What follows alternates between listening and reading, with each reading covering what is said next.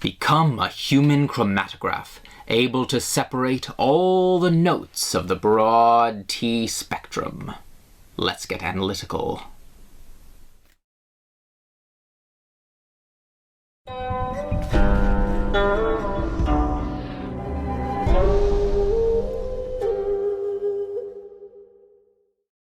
Hi everyone, this is Dimitri from nannuoshan, dedicated to the spread of fine tea and tea culture worldwide. Today I'm here as a follow-up to my last video where we analyzed tea, the tasting of tea in an associative way, mindful tea tasting if you will. In this follow-up, we're going to taste the exact same tea, but with a view to breaking it down into its component flavors and understanding it more analytically and intellectually, if you want.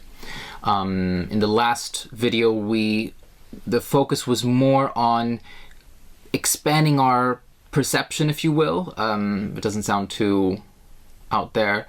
To encompass the whole tea drinking experience in order to quite concretely develop our ability to taste and in a way our knowledge of what a given tea provides in terms of the tastes and so forth, as well as being able to communicate that to others. So the purpose of this video, on the other hand, though it is similar to a lot of other content out there that focuses on what given teas taste like, what the typical flavor profile is, and so forth, is still oriented towards not telling you what specifically to look for in a given tea, but maybe how some useful tools to think about while you're tea tasting, think about and perceive what you are perceiving, and either remember those, write them down in a log, or communicate them to other people. So there is kind of a concrete purpose here, even though it's also ultimately for our own enjoyment of this wonderful and multifarious plant. So I'm going to jump right in. This is 3 grams of Milan Xiang. Last time I used 5, but we're going to do it in a slightly different manner today. And in case you haven't seen the other one, Milan Xiang is a typical Dancong or Dancong oolong from the southeast of China, Guangdong. It is a somewhat roasted and fairly oxidized and twisted oolong. And most of those are typified by, well, I would say they tend to all have a similar profile, which for me is some fruit, particularly stone fruit, a bit of minerality, though the Wu Yi Yanchas are more well known for that. I think there's often quite a bit of minerality in the Dancongs. And then often a bit of creaminess, which may sound like a strange combination of like rocks, cream, and stone fruit. Well, it's pretty pleasant, actually. Maybe it doesn't sound that strange, but most of the teas that I've tasted have some representative. It's often a different stone fruit, and maybe different degrees of creaminess or minerality. And along with some other surprises. But that's how I tend to think about it. That's my shorthand for them. Anyway, and I'm going to be brewing these 3 grams in, this is about 100 milliliter, our taster gaiwan, very standard, using this transparent glass pitcher for appreciation of the color, and this other cone-shaped little cup, which is also bright pale white and helps to perceive the color of the infusion. So the goal here, as I said, is to focus on the analysis of the different flavor components, and it should be said that this is quite subjective.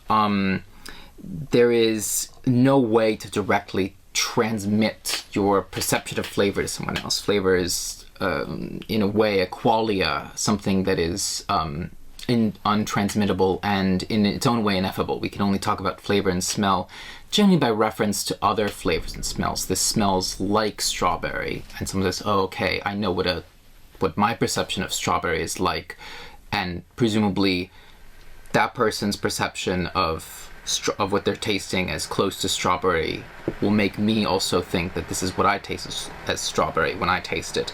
But there's no real way to check if those are actually the same sensations, the same perception of flavors. And that could be one of the reasons why people differ in their experience, but also flavor and smell is subjective in its subjectivity, if you will, to memory, to the context, and all of those factors. And last time we were thinking about the associative aspects and just sort of enjoying tea as a whole and playing with it. We really want the context to influence us and understand that's kind of part of the whole experience. Here, we're going to almost try and isolate the context, forget about the outside world, focus on exactly what is in front of us, and try and get at it in a way that we would expect someone else on the other side of the world might be able to get at it. There's something very artificial about that premise, and there's a kind of limit to how much we could really expect to do that. But that's kind of the general idea in an analytical this analytical approach. Why might we want to do this? Well, maybe we want to talk to someone on the other side of the world with different experience. Maybe a tea producer wants to communicate with a shop like us. Maybe we want to communicate to our customers and be able to say what they can expect when tasting a tea. And that's a lot of what I do here is taste the teas and try to come up with a way that other people, when reading the descriptions we give of them, will have a reasonable expectation of what they're going to experience, though it's by no means meant to be exhaustive or definitive. People taste all kinds of and can have whatever experience that they want or that they end up having, and we kind of want to avoid a little bit of the, we could call it a snobbish attitude of there's a sort of definitive list of things to appreciate or notice, and everything outside of that is, like either too basic or unimportant or not valid or anything like that. So anyway, that's that being said, that's kind of the broad goal of what we're going to be doing. And to that end, I'm going to try and brew this tea rather than just by feeling last time, based on knowledge of how similar teas work and approximation. I'm going to try and be a little more precise here and brew this for a specific amount of time. I think I'm going to go for 45 seconds for the first infusion. I have 90-degree water here heated up. 45 seconds, 60 seconds, 60 seconds, 90 seconds to have 4 infusions. I might not get through all 4 of those today right now, but that would be the general arc, and that's kind of also can tell us something about how it relates to other teas if that might be brewed with the same parameters. It may not be, it's unlikely that for this proportion of tea in these specific teas, 45 seconds happens to be exactly the perfect time for a first infusion, or 90 degree water. Perhaps I would have a better experience with some other parameters, but that's kind of the use of standardization. So it's useful, but limited. Anyway, all those caveats out of the way, let's get brewing. I'm going to give it a wash, both to heat up my vessels and to just open up the leaves, because that's still a nice way of going about. I'm also just going to do a double wash here. Okay, this one goes into that one goes into this one. A little bit hot, this one goes to the toad, or jinchun appropriately.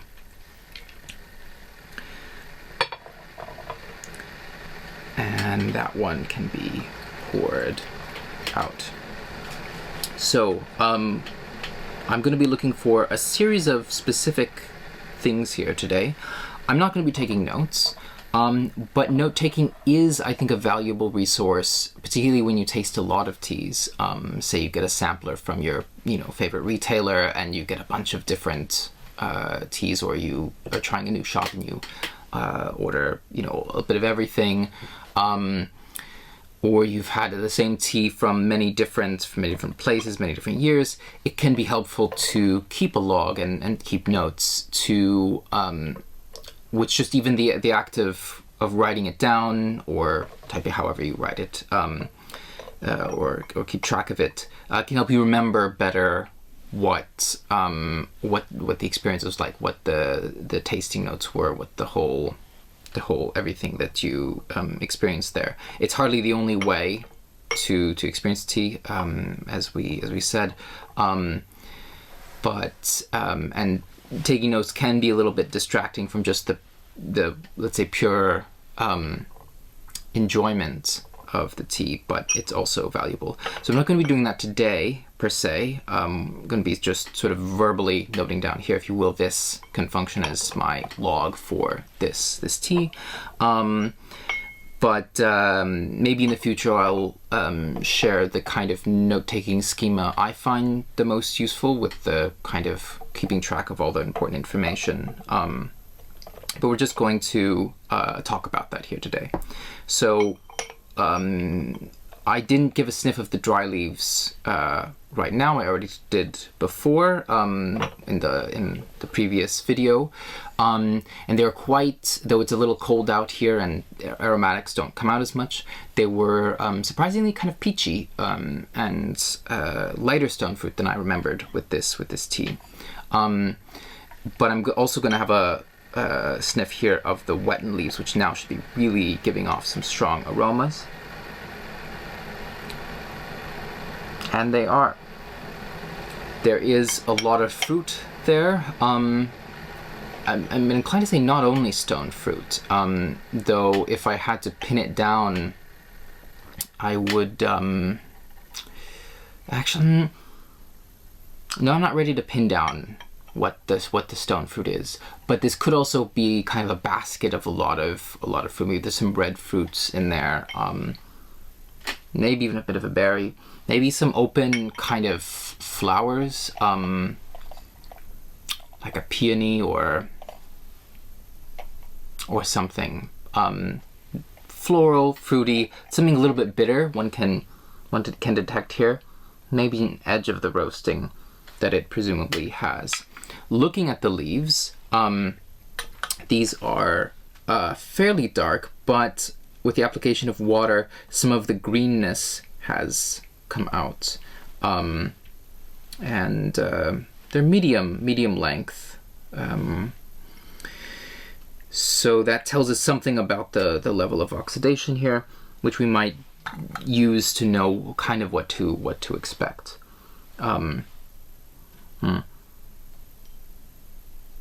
Almost a little bit creamy in the scent. Not sure if that will come out in the flavor.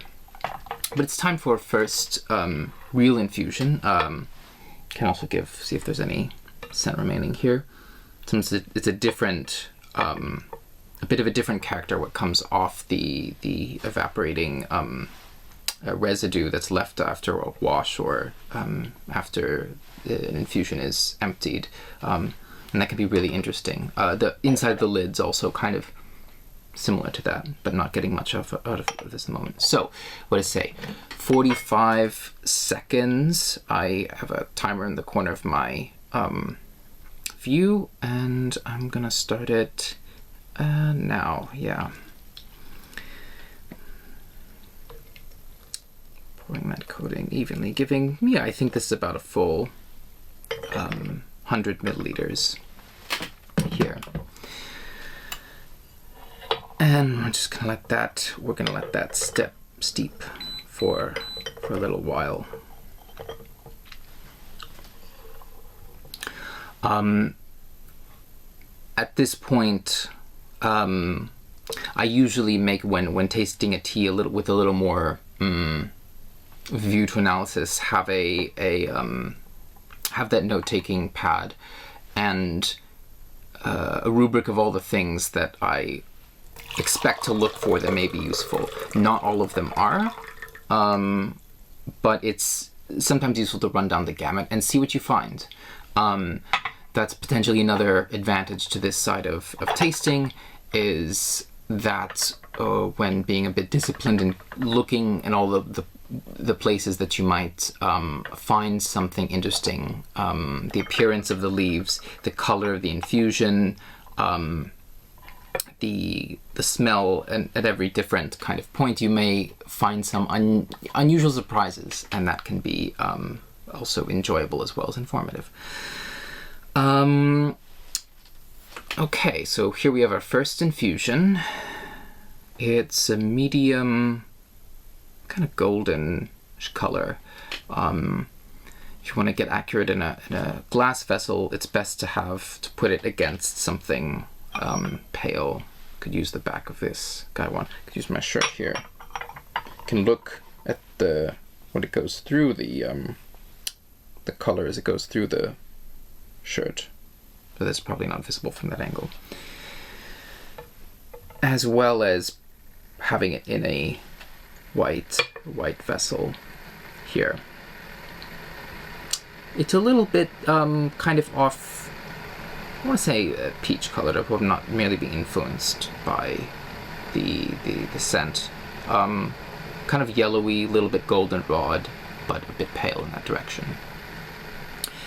So, we've brewed our first infusion, and sometimes even after the first infusion, I give another smell of the leaves to see, once they've really opened up after a proper infusion, is there anything else that comes out. So it's a great deal of warmth.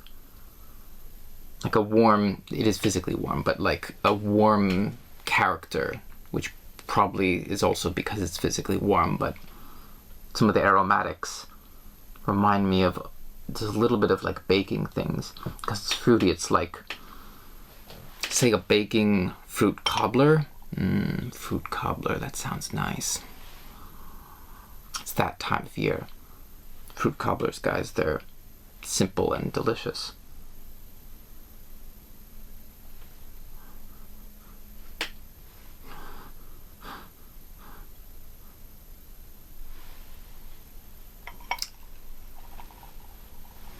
I want to say there's something else there, but not quite sure what it is. Sometimes I find it when it helps to, it can help to wait a bit. If there's a note that's consistent, it will be there a bit later. And then sometimes one has other experiences that are fleeting. You taste something in tea, you never taste that from that tea again. It's kind of how it is. It's a agricultural product living. There are sometimes leaves which just maybe have a little bit more of who knows what that give it a character. But enough blathering. Should actually taste infusion. Okay. So let's break it down into a few different things. I like to think about where the sensations are happening and what they are. The first thing I get when tasting this is this wash, the texture of the tea, really the wash, and the kind of mouthfeel as a whole, the body. It's round, a bit juicy, a bit dry, and this, yeah, there is this creaminess there. And that's something that I didn't notice when brewing it a little bit stronger and just kind of estimating the time. Here it's really coming out, and that's quite nice and balances a little bit of the fruitiness and the minerality, as well as the tannins. Both of those elements, minerality and tannins for me, are this very grounding kind of feeling. And maybe you should say that minerality is kind of the flavor of, people say licking a stone, but who licks a stone? It's also said in, like, wine circles and things. It's for me maybe more like spring water, or if you drink spring water, drank spring water from like a rural spring, that does taste, it is a bit of a stony smell. One can smell stones. One can lick stones. If you lick stone, go ahead, lick stones. I bet different stones taste differently. This one might be a hint of chalk, like gypsum, or like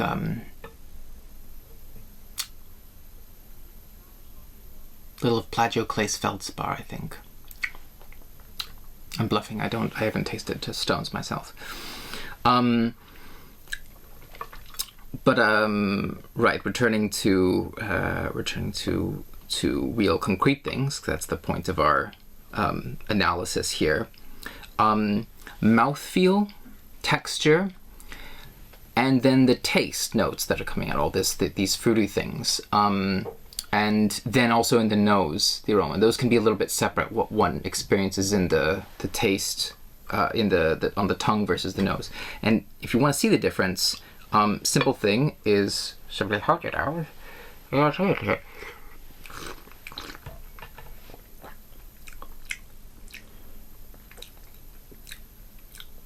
Wow. It's all texture. The texture's there. I don't taste almost anything. It's all in now. Breathe out. Wow. If you want to know kind of what proportion of the flavors are in the nose versus the tongue, that's a very simple way to do it. A very aromatic tea, not surprisingly, is like that. But that's really surprising.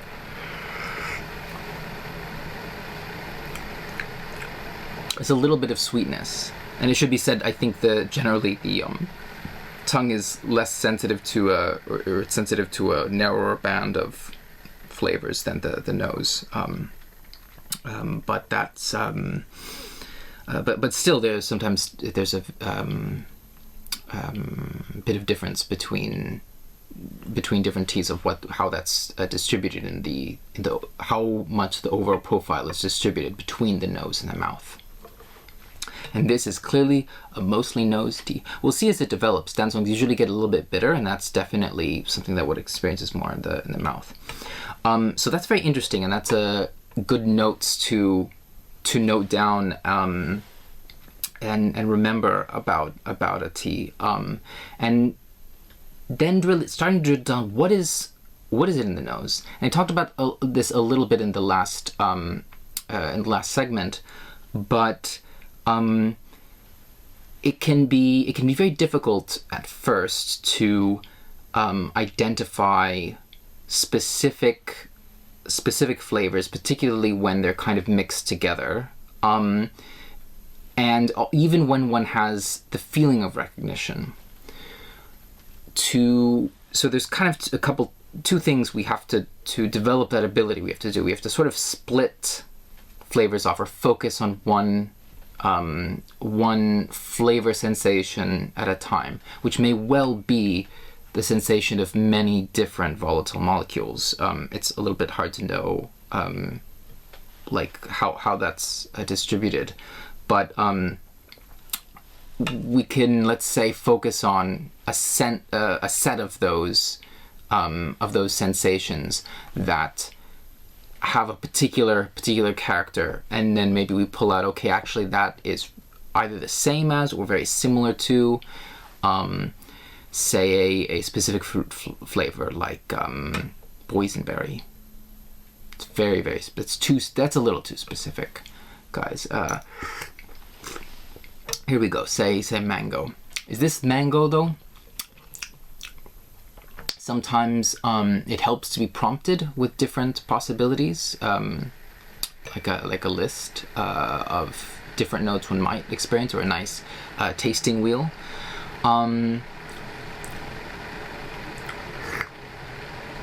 or to kind of iterate through the possibilities. Is this, for example, mango? It's not quite mango. I think mango, you taste this, doesn't quite smell like a mango. I said stone fruits. Is it peach? It's not quite peach. There's something like a white floweriness that pulls it a little bit in a different direction. Is it peach and a white flower? No, I don't know.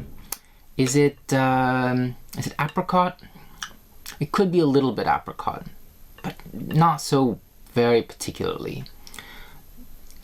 Maybe it's something outside of the stone fruit family. What about lychee?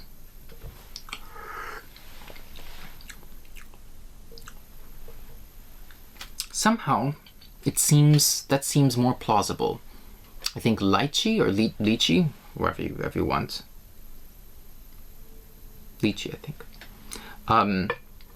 At least more than Mandarin. I had to look this up. Pronunciation varies by region. I think lychee, and I taste this, and I sort of think, yeah, a little bit, yeah.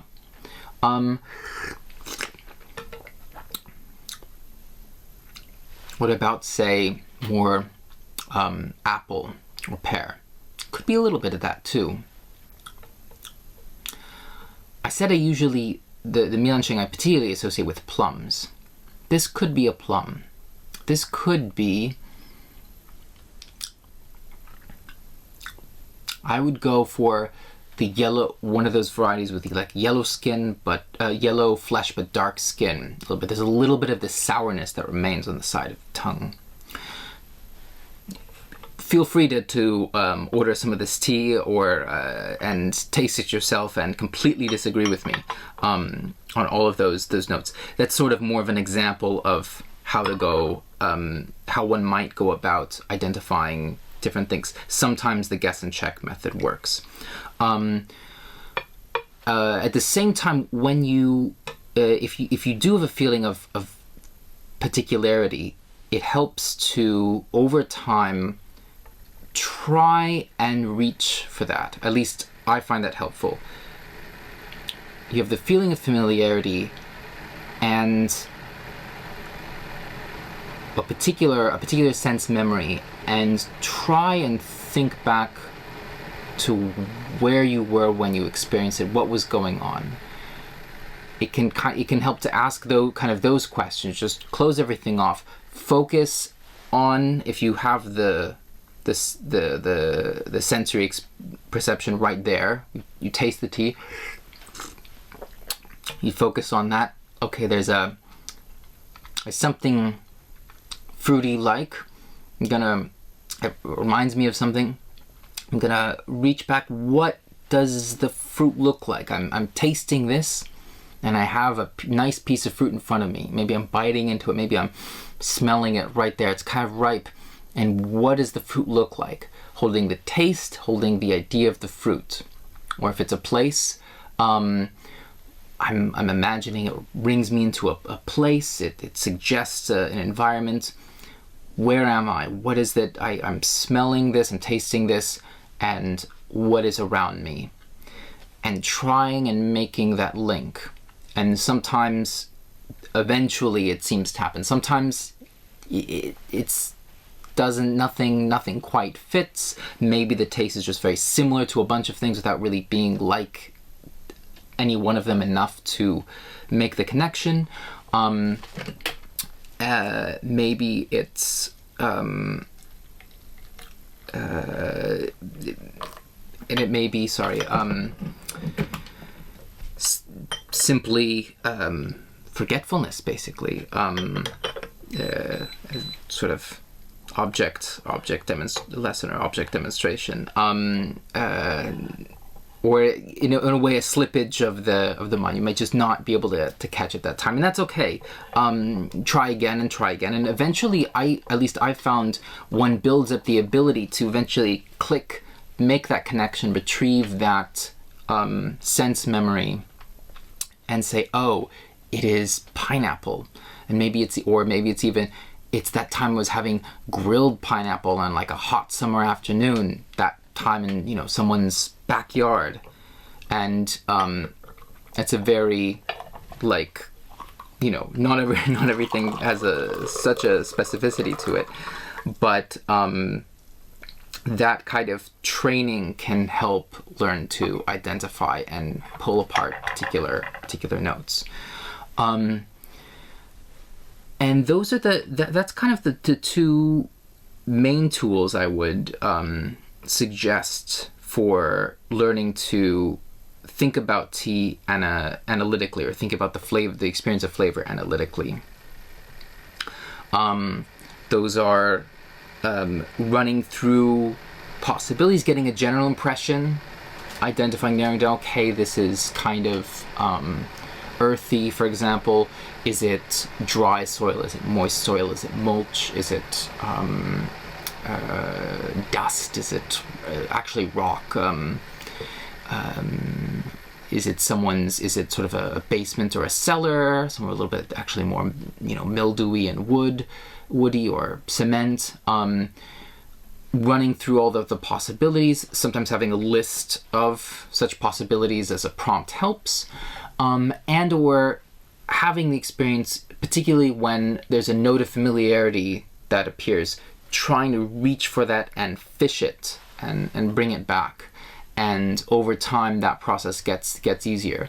And then you have in front of you a set of several tasting notes that you've observed. Okay, the first infusion is kind of like,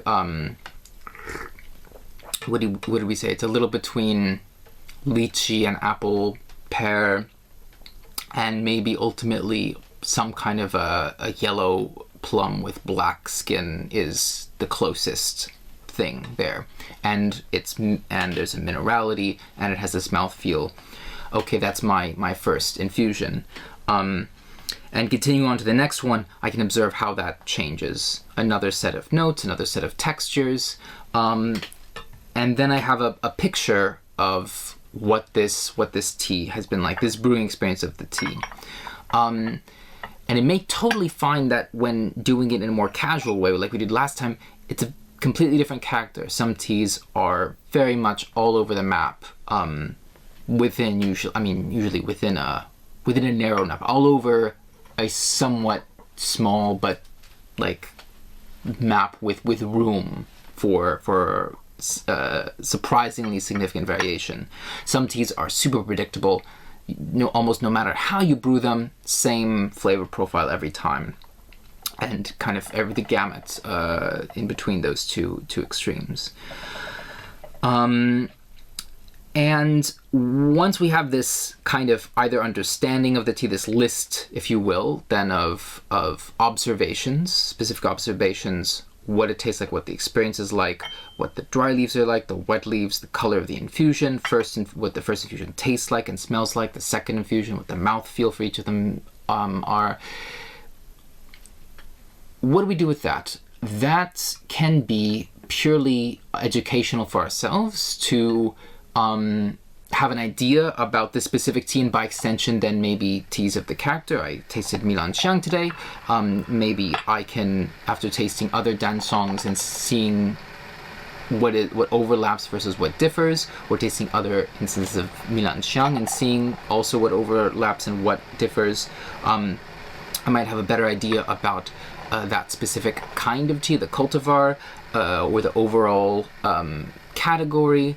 I can communicate to someone if someone's sitting across from me, and I can say, do you observe that taste? And they can, either agree or disagree. Maybe they give me back something else. Then I observe. It can make the experience when tasting with others quite richer. I mean, I enjoy that a lot. Although, as mentioned, sometimes it's purely nice to sit back and just let the experience wash over you without trying to figure out what it is. And those two things go together. Other possibilities. It's useful for a tea journal. If you want to know what you were tasting a year ago, or you tasted tea and you can't remember what it tasted like, the notes, if you kept careful notes, you know what it is like communicating with other people remotely, like on our Discord. Sometimes when we share things, check out the link in the description if you want to join our tea community where we chat and nerd out about all things tea. Little plug there. And it can develop one's palate in general. If you go and taste fine chocolate, fine coffee, fine wine, or any other food or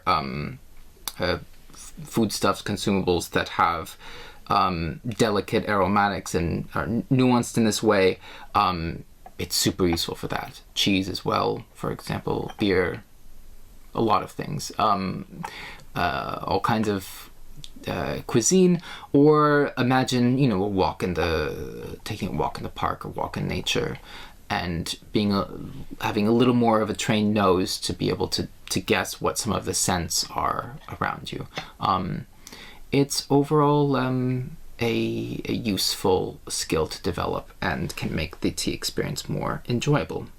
Well, on that note, I hope you have enjoyed sharing this experience with me, and I hope it's useful for developing your own abilities, or and enjoying the teas you have in a more rich and cultivated way.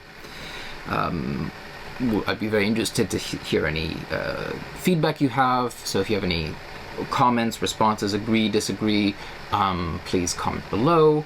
And have a very nice next... what does one say at the end of these things? It's a very good tea. I hope you have as good a tea as this tea very soon. And join me for the next very good tea, and blathering on. All right, bye-bye.